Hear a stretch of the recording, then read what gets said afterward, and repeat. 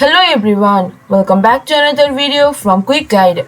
Today in this video, I'm going to show you how you can log in into your Ameris bank account.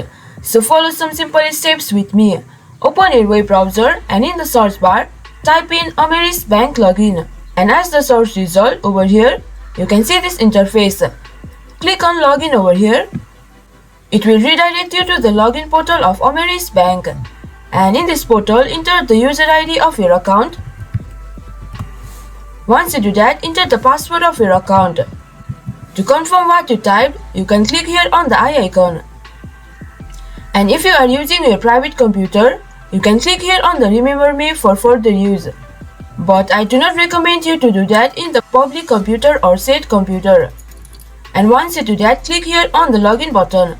You will be logged into your Ameris bank account. And in case if you guys face any problem while logging in, you can click here trouble signing in. So this was for this video. Hope you guys understand and find our video helpful. If you did, please do not forget to hit the like and subscribe to our channel.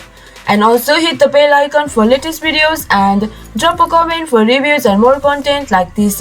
I will see you guys again in our next video. Thank you guys for watching.